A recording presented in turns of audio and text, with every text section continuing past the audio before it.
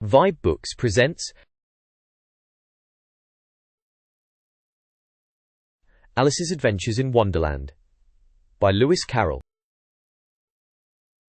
Chapter 1. Alice was beginning to get very tired of sitting by her sister on the bank and of having nothing to do. Once or twice she had peeped into the book her sister was reading, but it had no pictures or conversations in it. And what is the use of a book, thought Alice, without pictures or conversations?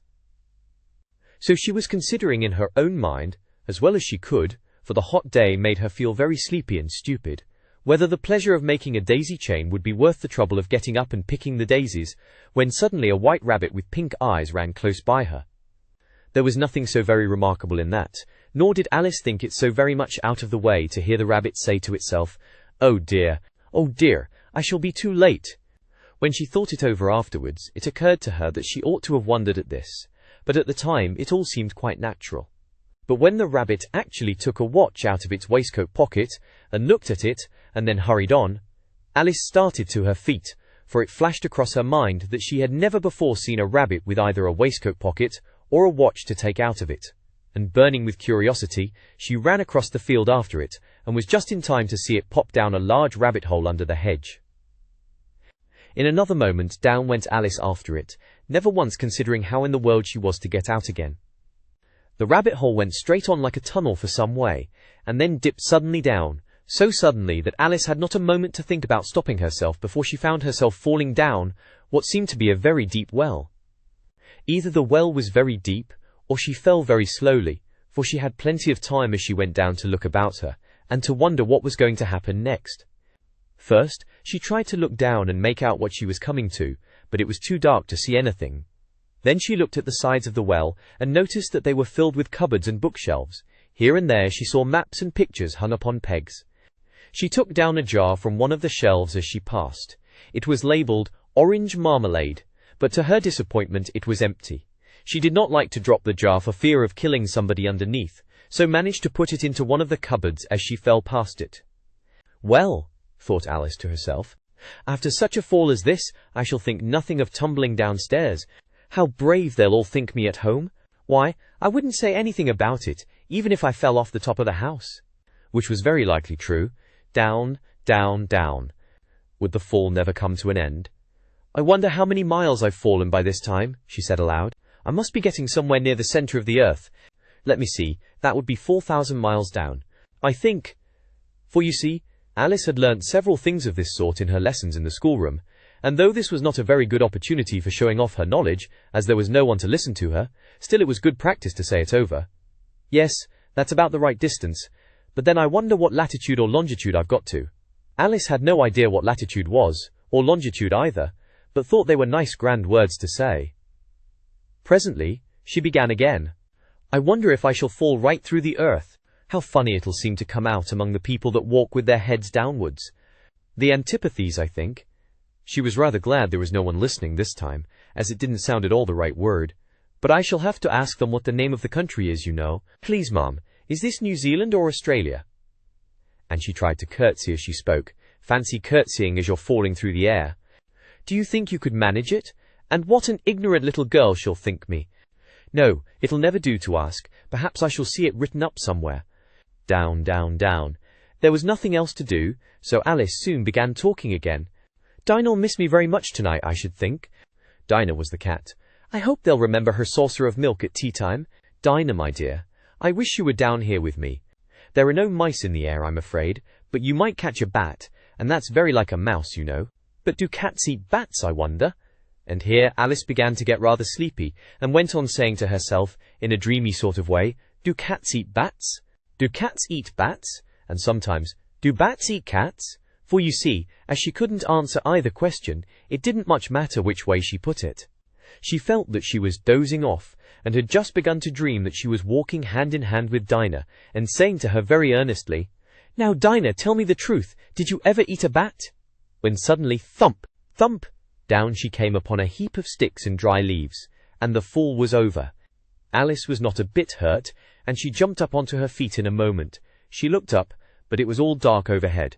Before her was another long passage, and the white rabbit was still in sight, hurrying down it. There was not a moment to be lost. Away went Alice like the wind, and was just in time to hear it say, as it turned a corner, "Oh, my ears and whiskers, how late it's getting!" She was close behind it when she turned the corner, but the rabbit was no longer to be seen. She found herself in a long, low hall, which was lit up by a row of lamps hanging from the roof. There were doors all round the hall, but they were all locked, and when Alice had been all the way down one side and up the other, trying every door, she walked sadly down the middle, wondering how she was ever to get out again. Suddenly she came upon a little three-legged table, all made of solid glass. There was nothing on it but a tiny golden key, and Alice's first idea was that this might belong to one of the doors of the hall, but alas! Either the locks were too large or the key was too small, but at any rate it would not open any of them. However, on the second time round, she came upon a low curtain she had not noticed before, and behind it was a little door about 15 inches high. She tried the little golden key in the lock, and to her great delight it fitted. Alice opened the door and found that it led into a small passage, not much larger than a rat hole. She knelt down and looked along the passage into the loveliest garden you ever saw. How she longed to get out of that dark hall and wander about among those beds of bright flowers and those cool fountains, but she could not even get her head through the doorway. And even if my head would go through, thought poor Alice, it would be of very little use without my shoulders. Oh, how I wish I could shut up like a telescope. I think I could, if I only knew how to begin. For you see, so many out-of-the-way things had happened lately, that Alice had begun to think that very few things indeed were really impossible. There seemed to be no use in waiting by the little door, so she went back to the table, half hoping she might find another key on it, or at any rate a book of rules for shutting people up like telescopes. This time she found a little bottle on it, which certainly was not here before, said Alice, and tied round the neck of the bottle was a paper label, with the words, "Drink me," beautifully printed on it in large letters. It was all very well to say, "Drink me," but the wise little Alice was not going to do that in a hurry. "No, I'll look first," she said, "and see whether it's marked poison or not." For she had read several nice little stories about children who had got burnt, and eaten up by wild beasts, and other unpleasant things, all because they would not remember the simple rules their friends had taught them, such as, that a red-hot poker will burn you if you hold it too long, and that, if you cut your finger very deeply with a knife, it usually bleeds. And she had never forgotten that, if you drink much from a bottle marked poison, it is almost certain to disagree with you sooner or later. However, this bottle was not marked poison, so Alice ventured to taste it, and finding it very nice, it had in fact a sort of mixed flavour of cherry tart, custard, pineapple, roast turkey, coffee and hot buttered toast, she very soon finished it off. Asterisk, asterisk, asterisk, asterisk. What a curious feeling, said Alice. I must be shutting up like a telescope. And so it was indeed. She was now only 10 inches high, and her face brightened up at the thought that she was now the right size for going through that little door into that lovely garden. First, however, she waited for a few minutes to see if she was going to shrink any further. She felt a little nervous about this. For it might end, you know, said Alice to herself, in my going out altogether like a candle. I wonder what I should be like then. And she tried to fancy what the flame of a candle looks like after the candle is blown out, for she could not remember ever having seen such a thing. After a while, finding that nothing more happened, she decided on going into the garden at once. But alas for poor Alice! When she got to the door, she found she had forgotten the little golden key, and when she went back to the table for it, she found she could not possibly reach it. She could see it quite plainly through the glass, and she tried her best to climb up one of the legs of the table, but it was too slippery, and when she had tired herself out with trying, the poor little thing sat down and cried. Come, there's no use in crying like that, said Alice to herself, rather sharply. I advise you to leave off this minute. She generally gave herself very good advice, though she very seldom followed it, and sometimes she scolded herself so severely as to bring tears into her eyes. And once she remembered trying to box her own ears for having cheated herself in a game of croquet she was playing against herself, for this curious child was very fond of pretending to be two people. But it's no use now, thought poor Alice, to pretend to be two people. Why, there's hardly enough of me left to make one respectable person. Soon her eye fell on a little glass box that was lying under the table. She opened it, and found in it a very small cake, on which the words, "Eat me," were beautifully marked in currants. Well, I'll eat it, said Alice, and if it makes me grow larger I can reach the key, and if it makes me grow smaller I can creep under the door. So either way I'll get into the garden, and I don't care which happens. She ate a little bit, and said anxiously to herself, Which way? Which way? Holding her hand on the top of her head to feel which way it was growing. And she was quite surprised to find that she remained the same size. To be sure, this is what generally happens when one eats cake, but Alice had got so much into the way of expecting nothing but out-of-the-way things to happen, that it seemed quite dull and stupid for life to go on in the common way. So she set to work, and very soon finished off the cake. Chapter 2. "Curiouser and curiouser," cried Alice. She was so much surprised that for a moment she quite forgot how to speak good English. "Now I'm opening out like the largest telescope that ever was. Goodbye, feet."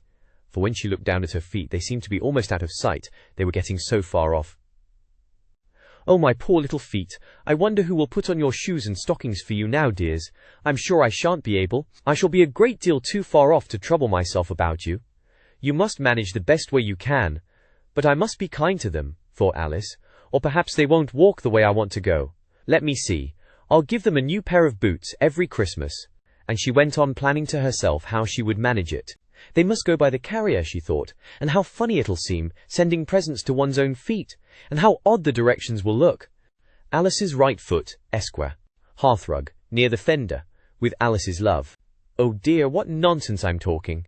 Just then her head struck against the roof of the hall. In fact, she was now rather more than 9 feet high, and she at once took up the little golden key and hurried off to the garden door.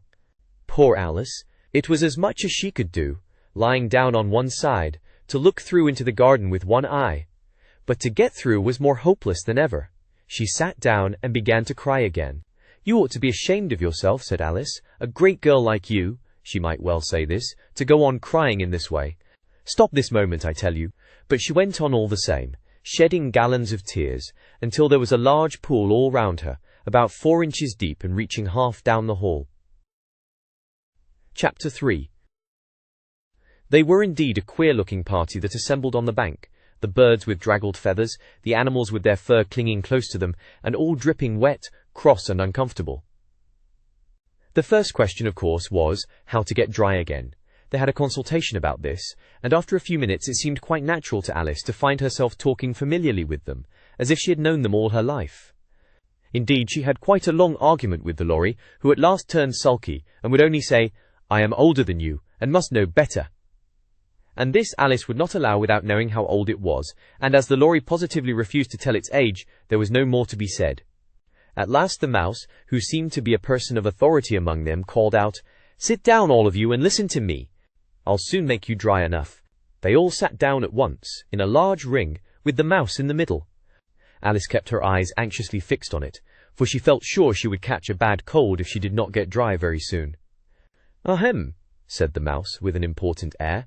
"Are you all ready? This is the driest thing I know. Silence all round, if you please. William the Conqueror, whose cause was favoured by the Pope, was soon submitted to by the English, who wanted leaders, and had been of late much accustomed to usurpation and conquest. Edwin and Morcar, the Earls of Mercia and Northumbria." "Ugh," said the lorry with a shiver. "I beg your pardon," said the mouse, frowning, but very politely. "Did you speak?" "Not I," said the lorry hastily. "I thought you did," said the mouse. "I proceed. Edwin and Morcar, the Earls of Mercia and Northumbria, declared for him, and even Stigand, the patriotic Archbishop of Canterbury, found it advisable." "Found what?" said the duck. "Found it," the mouse replied rather crossly. "Of course you know what it means." "I know what it means well enough when I find a thing," said the duck. "It's generally a frog or a worm. The question is, what did the Archbishop find?" The mouse did not notice this question, but hurriedly went on. "Found it advisable to go with Edgar Atheling to meet William and offer him the crown. William's conduct at first was moderate, but the insolence of his Normans— How are you getting on now, my dear?" it continued, turning to Alice as it spoke. "As wet as ever," said Alice in a melancholy tone. "Doesn't seem to dry me at all." "In that case," said the dodo solemnly, rising to its feet, "I move that the meeting adjourn, for the immediate adoption of more energetic remedies." "Speak English," said the eaglet. "I don't know the meaning of half those long words, and what's more, I don't believe you do either." And the eaglet bent down its head to hide a smile. Some of the other birds tittered audibly. "What I was going to say," said the dodo in an offended tone, "was that the best thing to get us dry would be a caucus race." "What is a caucus race?" said Alice. Not that she much wanted to know, but the dodo had paused as if it thought that somebody ought to speak, and no one else seemed inclined to say anything. "Why," said the dodo, "the best way to explain it is to do it. And, as you might like to try the thing yourself some winter day, I will tell you how the dodo managed it. First it marked out a race course, in a sort of circle. The exact shape doesn't matter, it said. And then all the party were placed along the course here and there. There was no 1, 2, 3 and away, but they began running when they liked, and left off when they liked, so that it was not easy to know when the race was over. However, when they had been running half an hour or so, and were quite dry again, the dodo suddenly called, "The race is over!" And they all crowded round it, panting, and asking, "But who has won?" This question the dodo could not answer without a great deal of thought, and it stood for a long time with one finger pressed upon its forehead, the position in which you usually see Shakespeare in the pictures of him, while the rest waited in silence. At last the dodo said, "Everybody has won, and all must have prizes." "But who is to give the prizes?" quite a chorus of voices asked. "Why, she, of course," said the dodo, pointing to Alice with one finger, and the whole party at once crowded round her, calling out in a confused way, "Prizes, prizes!" Alice had no idea what to do, and in despair she put her hand in her pocket and pulled out a box of comfits.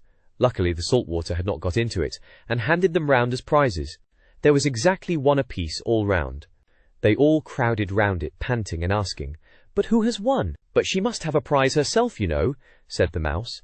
"Of course," the dodo replied very gravely. "What else have you got in your pocket?" it went on, turning to Alice. "Only a thimble," said Alice sadly. "Hand it over here," said the dodo. Then they all crowded round her once more, while the dodo solemnly presented the thimble, saying, "We beg your acceptance of this elegant thimble." And when it had finished this short speech, they all cheered. Alice thought the whole thing very absurd, but they all looked so grave that she did not dare to laugh, and as she could not think of anything to say, she simply bowed and took the thimble, looking as solemn as she could. The next thing was to eat the comfits. This caused some noise and confusion, as the large birds complained that they could not taste theirs, and the small ones choked and had to be patted on the back. However, it was over at last, and they sat down again in a ring, and begged the mouse to tell them something more. "You promised to tell me your history, you know," said Alice, "and why it is you hate C and D," she added in a whisper, half afraid that it would be offended again. "Mine is a long and sad tale," said the mouse, turning to Alice and sighing. "It is a long tale, certainly," said Alice, looking down with wonder at the mouse's tail. "But why do you call it sad?" And she kept on puzzling about it while the mouse was speaking, so that her idea of the tale was something like this. Fury said to a mouse that he met in the house, "Let us both go to law, I will prosecute you. Come, I'll take no denial, we must have the trial. For really this morning I've nothing to do." Said the mouse to the cur, "Such a trial, dear sir, with no jury or judge, would be wasting our breath." "I'll be judge, I'll be jury," said cunning old Fury. "I'll try the whole cause and condemn you to death." "You are not attending," said the mouse to Alice severely. "What are you thinking of?" "I beg your pardon," said Alice very humbly. "You had got to the fifth bend, I think." "I had not," cried the mouse angrily. "And not," said Alice, always ready to make herself useful, and looking anxiously about her. "Oh, do let me help to undo it." "I shall do nothing of the sort," said the mouse, getting up and walking away. "You insult me by talking such nonsense."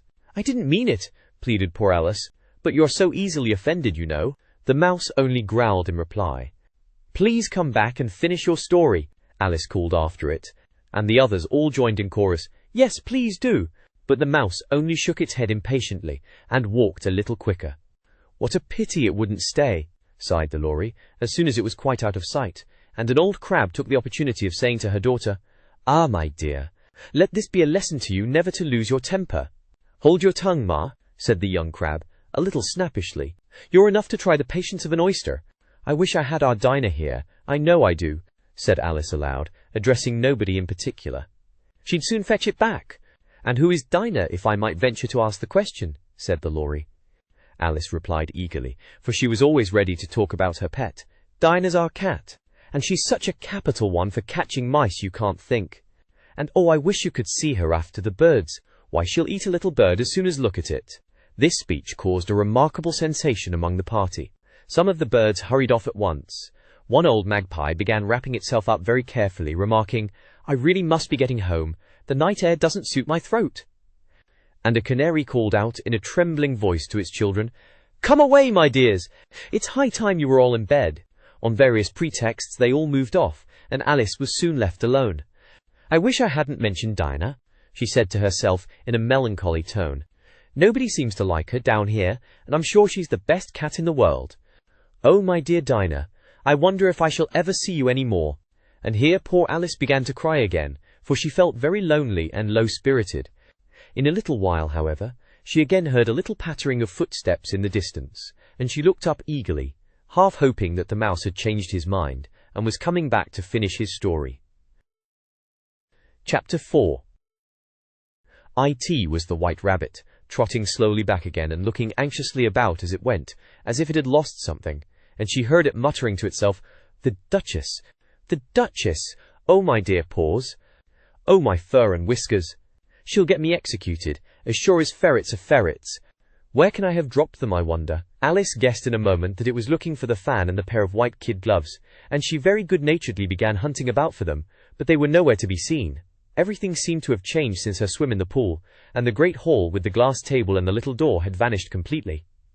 Very soon the rabbit noticed Alice as she went hunting about, and called out to her in an angry tone, "Why, Marianne, what are you doing out here? Run home this moment, and fetch me a pair of gloves and a fan. Quick now!" And Alice was so much frightened that she ran off at once in the direction it pointed to, without trying to explain the mistake it had made. "He took me for his housemaid," she said to herself as she ran. "How surprised he'll be when he finds out who I am. But I'd better take him his fan and gloves, that is, if I can find them." As she said this, she came upon a neat little house, on the door of which was a bright brass plate with the name W. Rabbit engraved upon it. She went in without knocking and hurried upstairs in great fear lest she should meet the real Marianne and be turned out of the house before she had found the fan and gloves. Chapter 5. The caterpillar and Alice looked at each other for some time in silence. At last the caterpillar took the hookah out of its mouth and addressed her in a languid, sleepy voice. "Who are you?" said the caterpillar. This was not an encouraging opening for a conversation. Alice replied rather shyly, "I hardly know, sir, just at present. At least I know who I was when I got up this morning, but I think I must have been changed several times since then." "What do you mean by that?" said the caterpillar sternly. "Explain yourself." "I can't explain myself, I'm afraid, sir," said Alice, "because I'm not myself, you see." "I don't see," said the caterpillar. "I'm afraid I can't put it more clearly," Alice replied very politely, "for I can't understand it myself to begin with, and being so many different sizes in a day is very confusing." "It isn't," said the caterpillar. "Well, perhaps you haven't found it so yet," said Alice, "but when you have to turn into a chrysalis, you will some day, you know, and then after that into a butterfly, I should think you'll feel it a little queer, won't you?" "Not a bit," said the caterpillar. "Well, perhaps your feelings may be different," said Alice. "All I know is, it would feel very queer to me." "You," said the caterpillar contemptuously. "Who are you?" Which brought them back again to the beginning of the conversation. Alice felt a little irritated at the caterpillar's making such very short remarks, and she drew herself up and said, very gravely, "I think you ought to tell me who you are first." "Why?" said the caterpillar. Chapter 6. For a minute or two she stood looking at the house, and wondering what to do next, when suddenly a footman in livery came running out of the wood. She considered him to be a footman because he was in livery. Otherwise, judging by his face only, she would have called him a fish, and rapped loudly at the door with his knuckles. It was opened by another footman in livery, with a round face and large eyes like a frog, and both footmen, Alice noticed, had powdered hair that curled all over their heads. She felt very curious to know what it was all about, and crept a little way out of the wood to listen. The fish footman began by producing from under his arm a great letter, nearly as large as himself, and this he handed over to the other, saying in a solemn tone, "For the Duchess." "An invitation from the Queen to play croquet," the frog footman repeated, in the same solemn tone, only changing the order of the words a little. "From the Queen. An invitation for the Duchess to play croquet." Then they both bowed low, and their curls got entangled together. Alice laughed so much at this that she had to run back into the wood for fear of their hearing her, and when she next peeped out, the fish footman was gone, and the other was sitting on the ground near the door, staring stupidly up into the sky. Alice went timidly up to the door and knocked. "There's no use in knocking," said the footman, "and that for 2 reasons. First, because I'm on the same side of the door as you are. Secondly, because they're making such a noise inside, no one could possibly hear you. And certainly, there was a most extraordinary noise going on within, a constant howling and sneezing, and every now and then a great crash, as if a dish or kettle had been broken to pieces. "Please then," said Alice, "how am I to get in? There might be some sense in your knocking," the footman went on without attending to her, "if we had the door between us. For instance, if you were inside, you might knock, and I could let you out, you know." He was looking up into the sky all the time he was speaking, and this Alice thought decidedly uncivil. "But perhaps he can't help it," she said to herself. "His eyes are so very nearly at the top of his head. But at any rate, he might answer questions. How am I to get in?" she repeated aloud. "I shall sit here," the footman remarked, "till tomorrow." At this moment, the door of the house opened, and a large plate came skimming out, straight at the footman's head. It just grazed his nose and broke to pieces against one of the trees behind him. "Or next day, maybe," the footman continued in the same tone, exactly as if nothing had happened. "How am I to get in?" asked Alice again in a louder tone. "Are you to get in at all?" said the footman. "That's the first question, you know." It was, no doubt, only Alice did not like to be told so.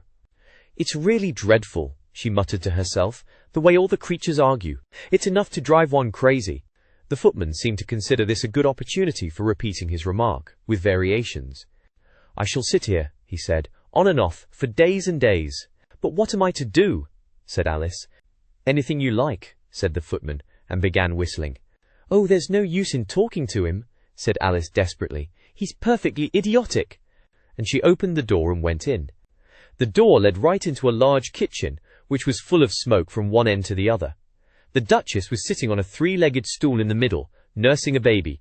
The cook was leaning over the fire, stirring a large cauldron which seemed to be full of soup. "There's certainly too much pepper in that soup," Alice said to herself, as well as she could for sneezing. There was certainly too much of it in the air. Even the Duchess sneezed occasionally, and the baby was sneezing and howling alternately without a moment's pause. The only things in the kitchen that did not sneeze were the cook, and a large cat which was sitting on the hearth and grinning from ear to ear. "Please would you tell me," said Alice a little timidly, for she was not quite sure whether it was good manners for her to speak first, "why your cat grins like that?" "It's a Cheshire Cat," said the Duchess, "and that's why. Pig!" She said the last word with such sudden violence that Alice quite jumped, but she saw in another moment that it was addressed to the baby, and not to her, so she took courage and went on again. "I didn't know that Cheshire Cats always grinned. In fact, I didn't know that cats could grin." "They all can," said the Duchess, "and most of 'em do." "I don't know of any that do," Alice said very politely, feeling quite pleased to have got into a conversation. "You don't know much," said the Duchess, "and that's a fact." Alice did not at all like the tone of this remark, and thought it would be as well to introduce some other subject of conversation. While she was trying to fix on one, the cook took the cauldron of soup off the fire, and at once set to work throwing everything within her reach at the Duchess and the baby. The fire irons came first, then followed a shower of saucepans, plates and dishes. The Duchess took no notice of them even when they hit her, and the baby was howling so much already that it was quite impossible to say whether the blows hurt it or not. "Oh, please mind what you're doing," cried Alice, jumping up and down in an agony of terror. "Oh, there goes his precious nose," as an unusually large saucepan flew close by it, and very nearly carried it off. "If everybody minded their own business," the Duchess said in a hoarse growl, "the world would go round a deal faster than it does." Chapter 7. There was a table set out under a tree in front of the house, and the March Hare and the Hatter were having tea at it. A dormouse was sitting between them, fast asleep, and the other two were using it as a cushion, resting their elbows on it and talking over its head. "Very uncomfortable for the dormouse," thought Alice. "Only as it's asleep, suppose it doesn't mind." The table was a large one, but the three were all crowded together at one corner of it. "No room! No room!" they cried out when they saw Alice coming. "There's plenty of room," said Alice indignantly, and she sat down in a large armchair at one end of the table. "Have some wine," the March Hare said in an encouraging tone. Alice looked all round the table, but there was nothing on it but tea. "I don't see any wine," she remarked. "There isn't any," said the March Hare. "Then it wasn't very civil of you to offer it," said Alice angrily. "It wasn't very civil of you to sit down without being invited," said the March Hare. "I didn't know it was your table," said Alice. "It's laid for a great many more than three." "Your hair wants cutting," said the Hatter. He had been looking at Alice for some time with great curiosity, and this was his first speech. "You should learn not to make personal remarks," Alice said with some severity. "It's very rude." The Hatter opened his eyes very wide on hearing this, but all he said was, "Why is a raven like a writing desk?" "Come, we shall have some fun now," thought Alice. "I'm glad they've begun asking riddles. I believe I can guess that," she added aloud. "Do you mean that you think you can find out the answer to it?" said the March Hare. "Exactly so," said Alice. "Then you should say what you mean," the March Hare went on. "I do," Alice hastily replied. At least I mean what I say. That's the same thing, you know." "Not the same thing a bit," said the Hatter. "Why, you might just as well say that I see what I eat is the same thing as I eat what I see." "You might just as well say," added the March Hare, "that I like what I get is the same thing as I get what I like." "You might just as well say," added the Dormouse, which seemed to be talking in his sleep, "that I breathe when I sleep is the same thing as I sleep when I breathe." "It is the same thing with you," said the Hatter. And here the conversation dropped, and the party sat silent for a minute, while Alice thought over all she could remember about ravens and writing desks, which wasn't much. Chapter 8. A large rose tree stood near the entrance of the garden.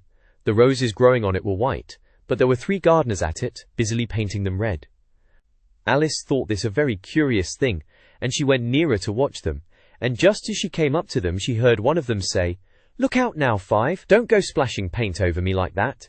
"I couldn't help it," said Five in a sulky tone. 7 jogged my elbow, on which 7 looked up and said, "That's right, Five, always lay the blame on others." "You'd better not talk," said 5. "I heard the Queen say only yesterday you deserved to be beheaded." "What for?" said the one who had first spoken. "That's none of your business too," said 7. "Yes, it is his business," said 5. "And I'll tell him it was for bringing the cooked tulip roots instead of onions." 7 flung down his brush and had just begun, "Well, of all the unjust things," when his eye chanced to fall upon Alice as she stood watching them, and he checked himself suddenly. The others looked round also, and all of them bowed low. "Would you tell me," said Alice, a little timidly, "why you are painting those roses?" 5 and 7 said nothing, but looked at 2. 2 began in a low voice. "Why, the fact is, you see, miss, this here ought to have been a red rose tree, and we put a white one in by mistake, and if the Queen was to find it out, we should all have our heads cut off, you know. So you see, miss, we're doing our best, afore she comes to—" At this moment, 5, who had been anxiously looking across the garden, called out, "The Queen! The Queen!" And the 3 gardeners instantly threw themselves flat upon their faces. There was a sound of many footsteps, and Alice looked round, eager to see the Queen. First came 10 soldiers carrying clubs. These were all shaped like the 3 gardeners, oblong and flat, with their hands and feet at the corners. Next, the 10 courtiers. These were ornamented all over with diamonds, and walked 2 and 2 as the soldiers did. After these came the royal children. There were 10 of them, and the little dears came jumping merrily along hand in couples. They were all ornamented with hearts.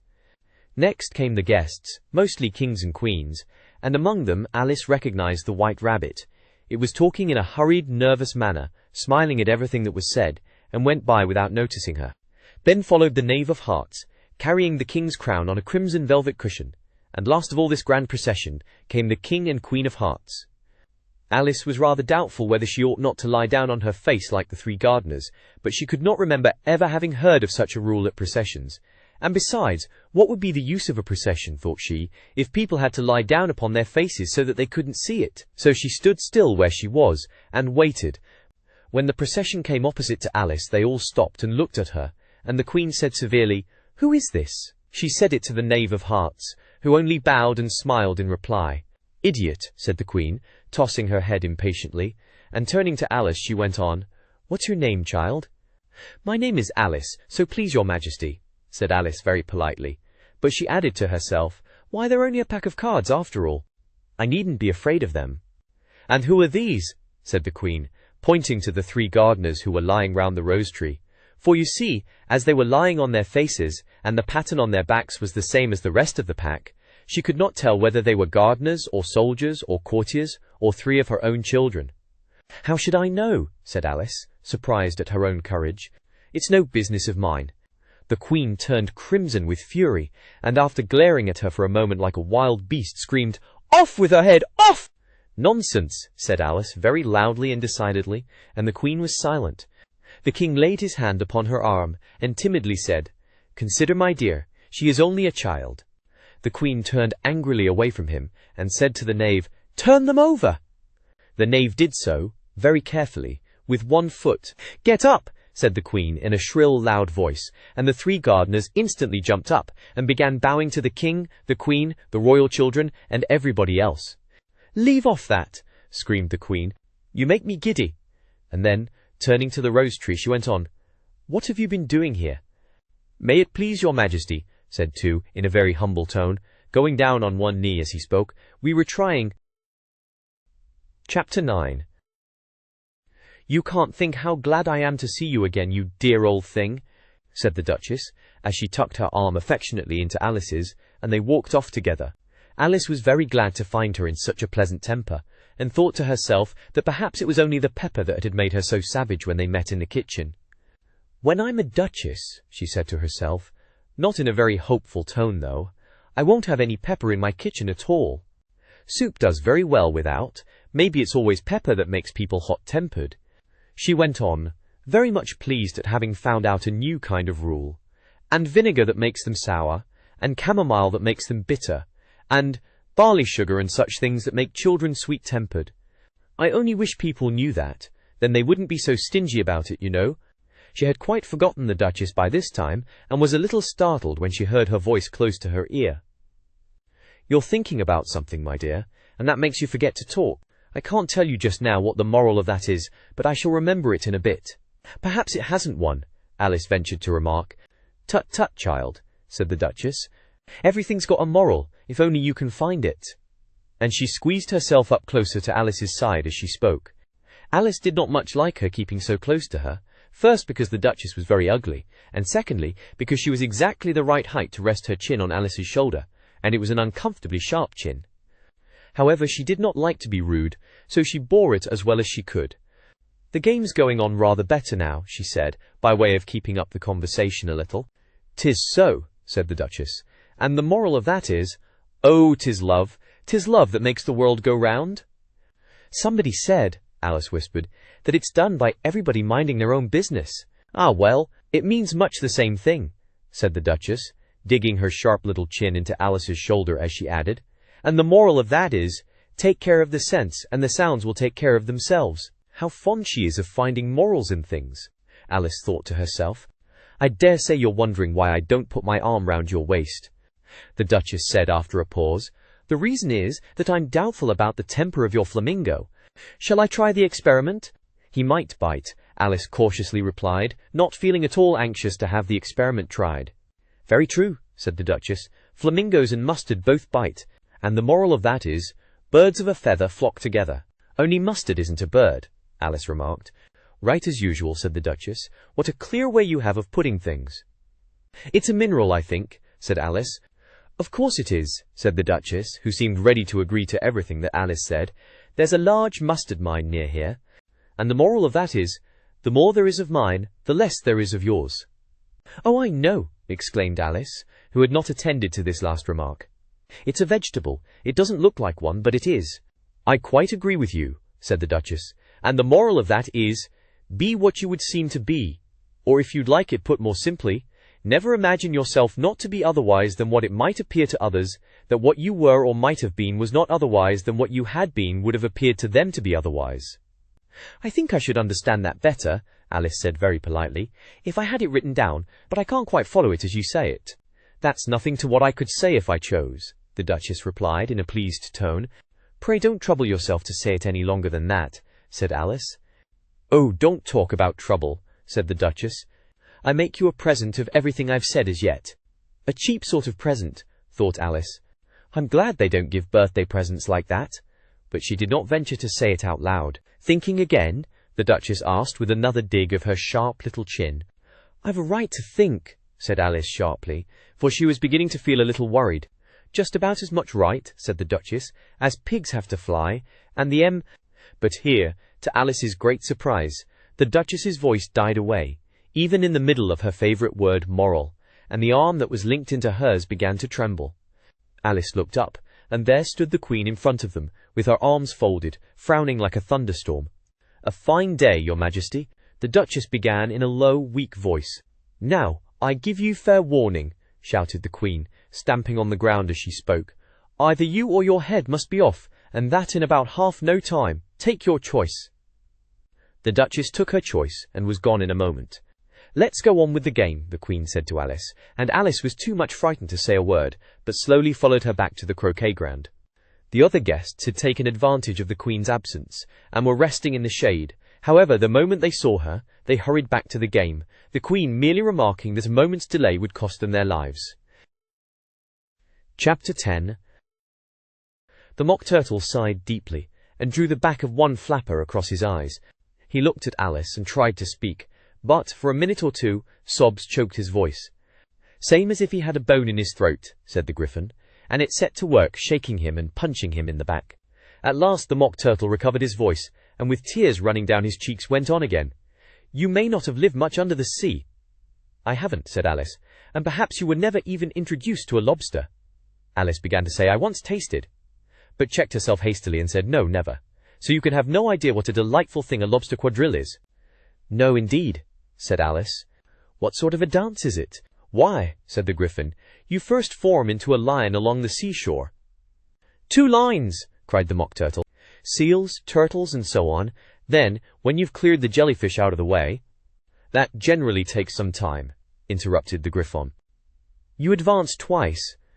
"Each with a lobster as a partner," cried the Gryphon. "Of course," the Mock Turtle said. "Advance twice, set to partners. Change lobsters and retire in same order," continued the Gryphon. "Then you know," the Mock Turtle went on, "you throw the—" "The lobsters," shouted the Gryphon, with a bound into the air, "as far out to sea as you can." "Swim after them!" screamed the Gryphon. "Turn a somersault in the sea!" cried the Mock Turtle, capering wildly about. "Change lobsters again!" yelled the Gryphon. "Back to land again, and—" "That's all the first figure," said the Mock Turtle, suddenly dropping his voice, and the two creatures, who had been jumping about like mad things all this time, sat down again very sadly and quietly and looked at Alice. "It must be a very pretty dance," said Alice, timidly. "Would you like to see a little of it?" said the Mock Turtle. "Very much indeed," said Alice. "Come, let's try the first figure," said the Mock Turtle to the Gryphon. "We can do it without lobsters, you know. Which shall sing?" "Oh, you sing," said the Gryphon. "I've forgotten the words." So they began solemnly dancing round and round Alice, every now and then treading on her toes when they passed too close, and waving their forepaws to mark the time, while the Mock Turtle sang this very slowly and sadly. "Will you walk a little faster?" said a whiting to a snail. "There's a porpoise close behind us, and he's treading on my tail. See how eagerly the lobsters and the turtles all advance. They are waiting on the shingle. Will you come and join the dance? Will you, won't you, will you, won't you, will you join the dance? Will you, won't you, will you, won't you join the dance?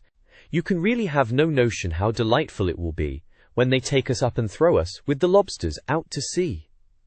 But the snail replied, too far, and gave a look askance. Said he thanked the whiting kindly, but he would not join the dance. Would not, could not, would not, could not, would not, join the dance. Would not, could not, would not, could not, join the dance. "What matters it how far we go?" his scaly friend replied. "There is another shore, you know, upon the other side. The further off from England, the nearer is to France. Then turn not pale, beloved snail, but come and join the dance. Will you, won't you, will you, won't you, will you join the dance? Will you, won't you, will you, won't you join the dance?" "Thank you. It's a very interesting dance to watch," said Alice, feeling very glad that it was over at last. "And I do so like that curious song about the whiting." "Oh, as to the whiting," said the Mock Turtle, you've seen them, of course?" "Yes," said Alice. "I've often seen them at Din." She checked herself hastily. "I don't know where Din may be," said the Mock Turtle, "but if you've seen them so often, of course you know what they're like." "I believe so," Alice replied thoughtfully. "They have their tails in their mouths, and they're all over crumbs." "You're wrong about the crumbs," said the Mock Turtle. "Crumbs would all wash off in the sea. But they have their tails in their mouths, and the reason is—" Here the Mock Turtle yawned and shut his eyes. "Tell her about the reason and all that," he said to the Gryphon. "The reason is," said the Gryphon, "that they would go with the lobsters to the dance. So they got thrown out to sea. So they had to fall a long way. So they got their tails fast in their mouths. So they couldn't get them out again." "Thank you," said Alice. "It's very interesting. I never knew so much about a whiting before." "I can tell you more than that if you like," said the Gryphon. "Do you know why it's called a whiting?" "I never thought about it," said Alice. "Why?" "It does the boots and shoes," the Gryphon replied very solemnly. Alice was thoroughly puzzled. "Does the boots and shoes?" she repeated in a wondering tone. "Why, what are your shoes done with?" said the Gryphon. "I mean, what makes them so shiny?" Alice looked down at them, and considered a little before she gave her answer. "They're done with blacking, I believe." "Boots and shoes under the sea," the Gryphon went on in a deep voice, "are done with whiting, now you know." "And what are they made of?" Alice asked in a tone of great curiosity. "Soles and eels, of course," the Gryphon replied rather impatiently. "Any shrimp could have told you that." "If I'd been the whiting," said Alice, whose thoughts were still running on the song, "I'd have said to the porpoise, 'Keep back, please, we don't want you with us.'" "They were obliged to have him with them," the Mock Turtle said. "No wise fish would go anywhere without a porpoise." "Wouldn't it really?" said Alice in a tone of great surprise. "Of course not," said the Mock Turtle. "Why, if a fish came to me and told me he was going a journey, I should say, 'With what porpoise?'" "Don't you mean purpose?" said Alice. "I mean what I say," the Mock Turtle replied in an offended tone. And the Gryphon added, "Come, let's hear some of your adventures." Chapter 11. The King and Queen of Hearts were seated on their throne when they arrived, with a great crowd assembled about them, all sorts of little birds and beasts, as well as the whole pack of cards. The knave was standing before them in chains, with a soldier on each side to guard him, and near the king was the white rabbit, with a trumpet in one hand and a scroll of parchment in the other. In the very middle of the court was a table, with a large dish of tarts upon it. They looked so good that it made Alice quite hungry to look at them. "I wish they'd get the trial done," she thought, "and hand round the refreshments." But there seemed to be no chance of this, so she began looking about her, to pass away the time. Alice had never been in a court of justice before, but she had read about them in books, and she was quite pleased to find that she knew the name of nearly everything there. "That's the judge," she said to herself, "because of his great wig." The judge, by the way, was the king, and as he wore his crown over the wig, he did not look at all comfortable, and it was certainly not becoming. "And that's the jury box," thought Alice, "and those 12 creatures." She was obliged to say creatures, you see, because some of them were animals and some were birds. "I suppose they are the jurors." She said this last word 2 or 3 times over to herself, being rather proud of it, for she thought, and rightly too, that very few little girls of her age knew the meaning of it at all. However, jurymen would have done just as well. The 12 jurors were all writing very busily on slates. "What are they all doing?" Alice whispered to the Gryphon. "They can't have anything to put down yet, before the trial's begun." Chapter 12. "Here!" cried Alice, quite forgetting in the flurry of the moment how large she had grown in the last few minutes, and she jumped up in such a hurry that she tipped over the jury box with the edge of her skirt, upsetting all the jurymen onto the heads of the crowd below, and there they lay sprawling about, reminding her very much of a globe of goldfish she had accidentally upset the week before. "Oh, I beg your pardon," she exclaimed in a tone of great dismay, and began picking them up again as quickly as she could, for the accident of the goldfish kept running in her head, and she had a vague sort of idea that they must be collected at once and put back into the jury box, or they would die.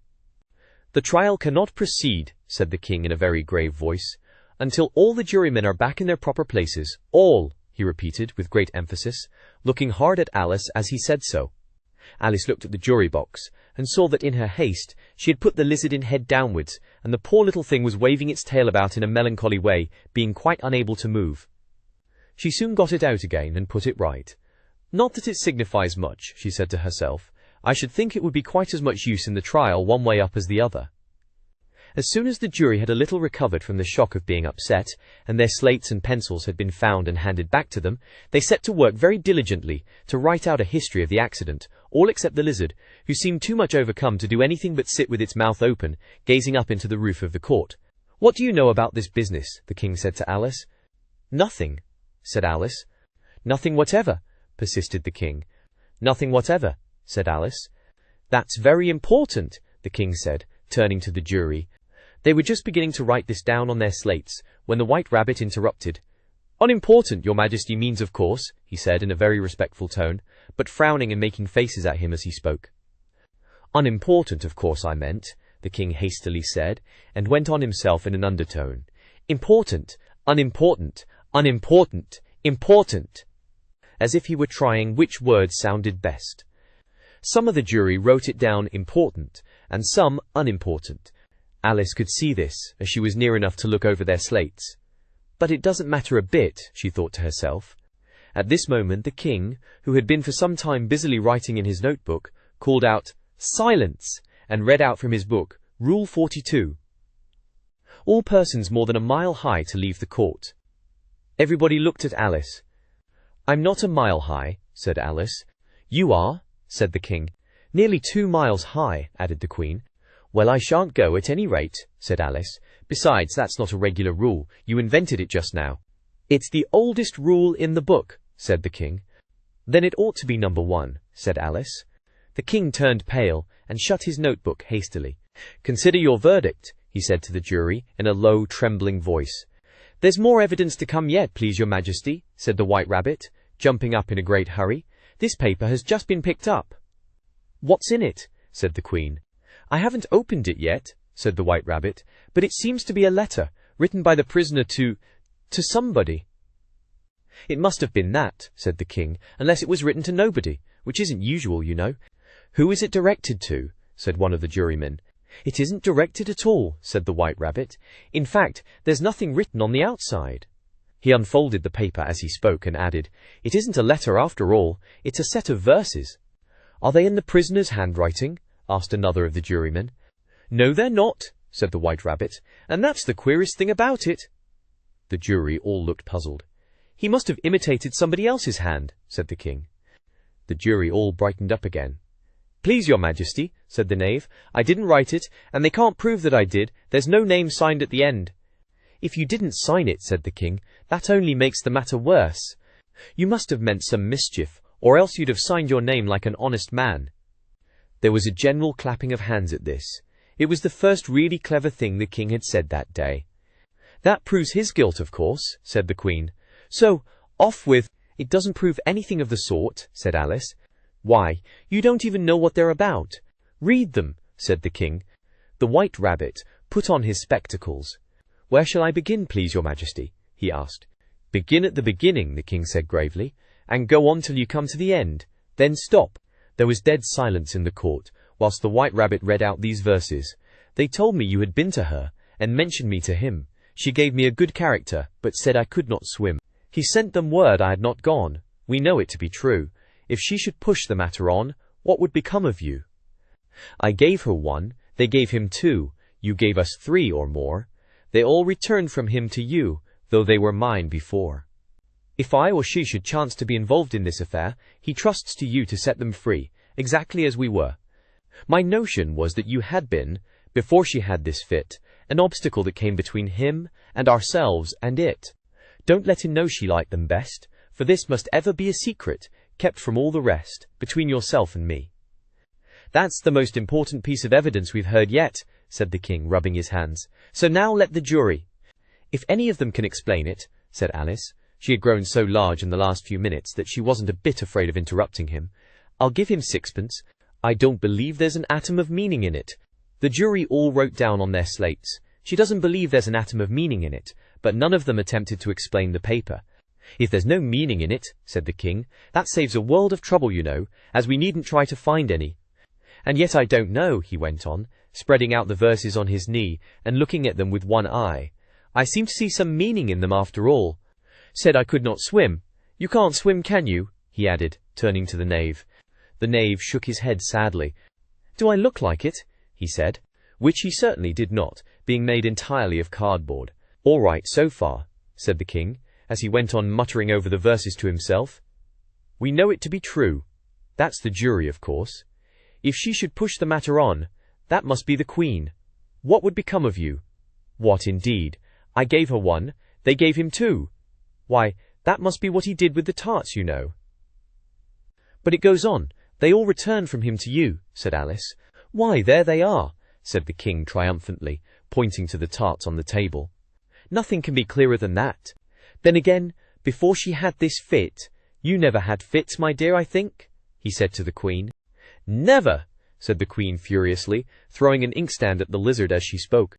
The unfortunate little Bill had left off writing on his slate with 1 finger, as he found it made no mark, but he now hastily began again, using the ink that was trickling down his face as long as it lasted. "Then the words don't fit you," said the king, looking round the court with a smile. There was a dead silence. "It's a pun," the king added, in an angry tone, and everybody laughed. Let the jury consider their verdict, the king said, for about the 20th time that day. No, no, said the queen. Sentence first, verdict afterwards. Stuff and nonsense, said Alice loudly. The idea of having the sentence first. Hold your tongue, said the queen, turning purple. I won't, said Alice. Off with her head, the queen shouted at the top of her voice. Nobody moved. Who cares for you, said Alice. She had grown to her full size by this time. You're nothing but a pack of cards. Thank you for tuning in to VIII Books. We hope you enjoyed this journey. Please consider liking, commenting and subscribing to our channel. Check out our playlist or explore VIII Books for more classic stories. Until next time, happy listening.